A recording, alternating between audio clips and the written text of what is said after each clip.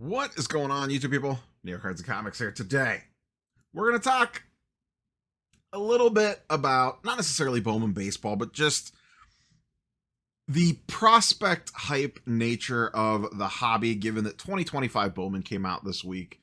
And I hope everyone has fun gambling on whatever they choose to rip open or chase in breaks or bet on a player's performance for the cards that go up over time, prospect, if you will, whatever you want to call it.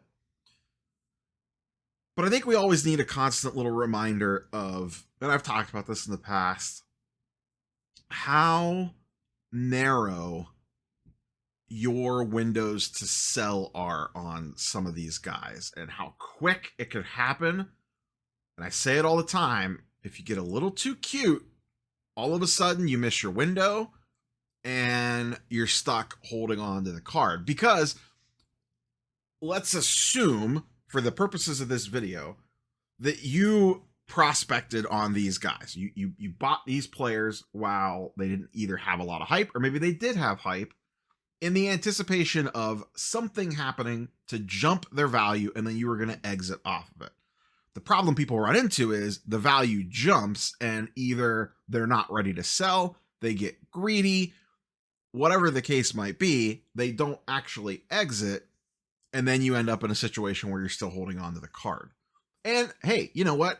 In some cases, maybe the card goes back up again later. Most of the time, that doesn't happen. Time and time again, we see this play out.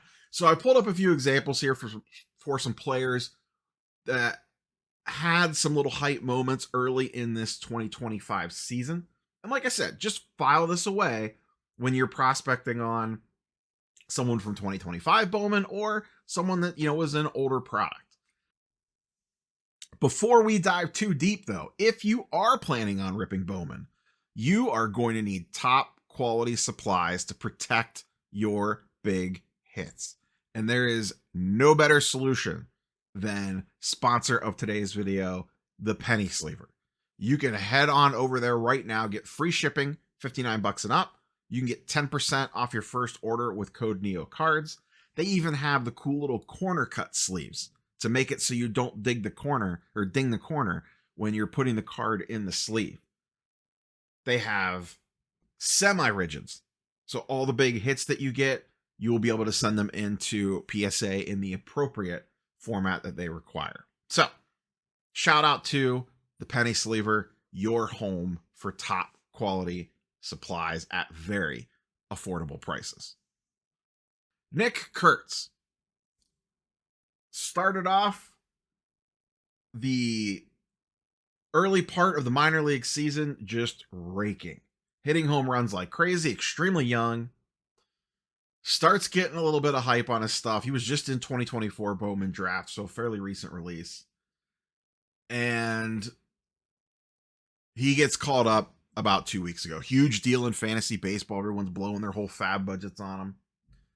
And he hasn't hit a home run yet. He's batting like, 260, 275, a couple RBIs, hitting at the bottom of the order. But all we needed was the early season excitement in the minor leagues to drive up value. I have his PSA 10 and I have his raw. And for the purposes of this video, I'm just using all first Bowman autos. Just base, no shine, no numbering, just good old fashioned first Bowman autos. The most basic of basic. His raw back in the spring/late winter, about $70. PSA 10 going for about $200. This is back in early March. He didn't get a lot of spring training buzz. His buzz actually happened once the minor league season started and he started hitting like crazy. And you could see that play out. As we move through March, it gets a little buzzy, especially his raw card. You could see it climbing up. By the time we get to early April, it's going for $100. That's a pretty nice return. Not much action on the PSA 10s. There's not a ton of these, only 112 right now on the pop report. The season starts and he starts raking, and then now you could see the climb. His raw card topped out at around $200. The PSA 10, there is a couple rogue sales at $450, but mostly sat in the $350-ish range. And like I said, he got called up and has done basically nothing. Now, he could go on and still have a tremendous rest of the year, who knows? But you had your window right here to get out. Assuming you bought this card for the purposes of flipping, you should have exited already. Your window it spiked up on April 20th above $300 and stayed above 300 until May 1st. Now the last couple sales, 240 and 230. So you had about a 10-day window there to potentially sell that card at a pretty good value. Now, only a couple people get to sell up here. You always got to keep that in mind. We got 2, 3, 4 sales well above the $300 number. Most of them occurred around this $300 window. Now, interestingly enough, the raw card actually peaked a little bit earlier. And then it started tailing off as the PSA 10 kind of was still floating around at that level until more recent price action. So you had about a 10-day window for that. Honestly, that's pretty good. Most of them are a lot shorter than that. Let's look at another one. Kyron Paris. I don't have graded comps here because he has hardly anything on the pop report. Middle infielder for the Angels. Never really been hyped at all. Had a really hot week. People went nuts in fantasy. This is just his raw card. Back in February, $3.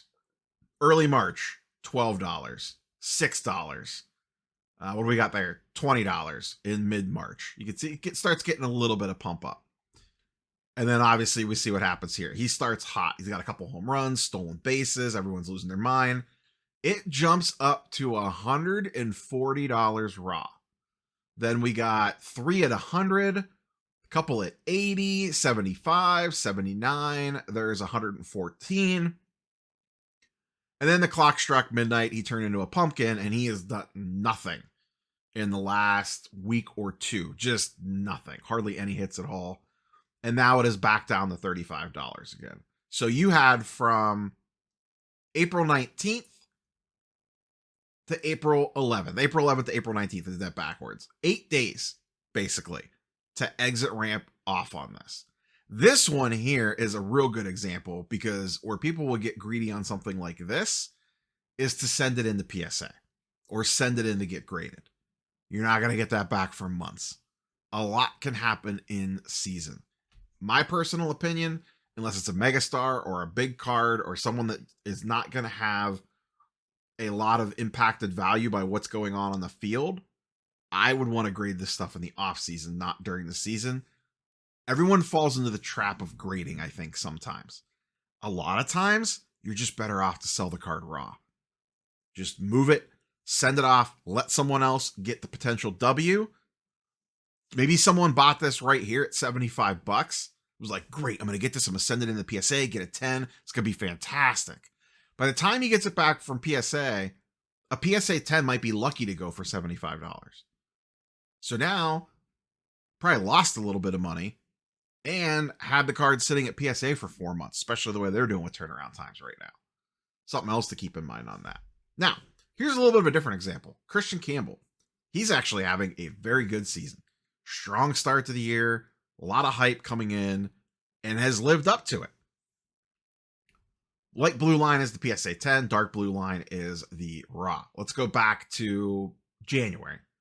PSA 10 going for $200. Raw going for $90.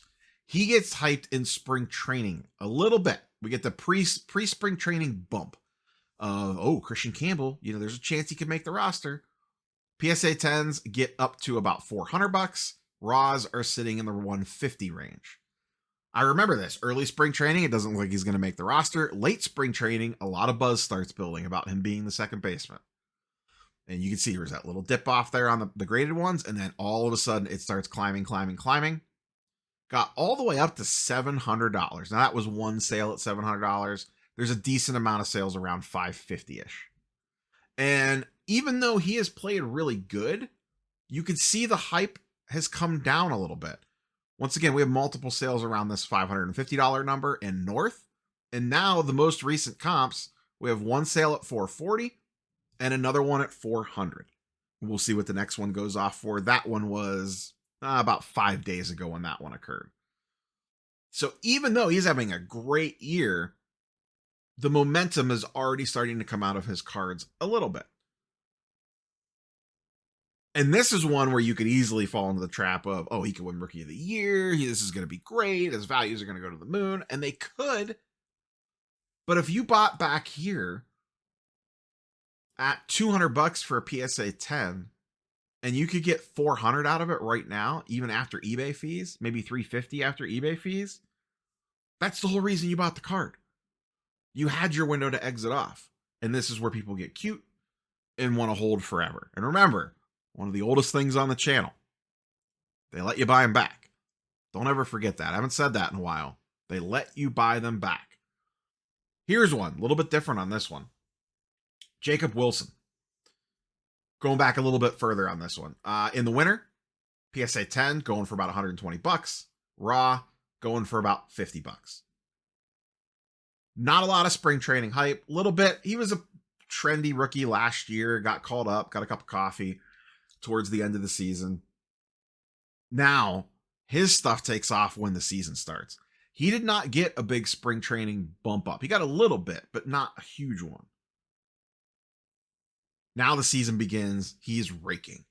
Not hitting for a ton of power, but I think he's batting like 370 something, 380 something maybe. And you could just see his stuff just keeps on climbing. Right now, a PSA 10 is up to around $300 with a raw at around $80. Remember back here, 36 and 130. So you basically 3x your money on here. Now, here's the thing with Jacob Wilson. Great MLB player, at least looks like he is. The problem is, in my opinion, he could go on to win AL Rookie of the Year. Who knows? He doesn't have, in my opinion, the profile of a hobby darling. The hobby is like a chick. They dig the long ball, to reference an old school Sports Center commercial. He has no power. He's a batting average monster. I compare him to Luis Ariz. That's just my back of the napkin comp, is Luis Ariz. Great baseball player. You love to have him on your fantasy team. High batting average. Carries you in that one category. Sprinkles in some stuff. And now he is scoring a lot of runs, but not a lot of like flash to him. Jacob Wilson falls into that category for me. I just don't see him being a monster card. He's not going to be an MVP candidate. He could win Rookie of the Year, but he's not winning an MVP, I don't think. So if you have a lot of his stuff, this is your window. He is hot right now. There is probably not going to be a better time than the early part of this season to move off of Jacob Wilson. I would not be surprised, even if he continues to hit really well, that this starts to retrace a little bit as people move on to the next shiny object.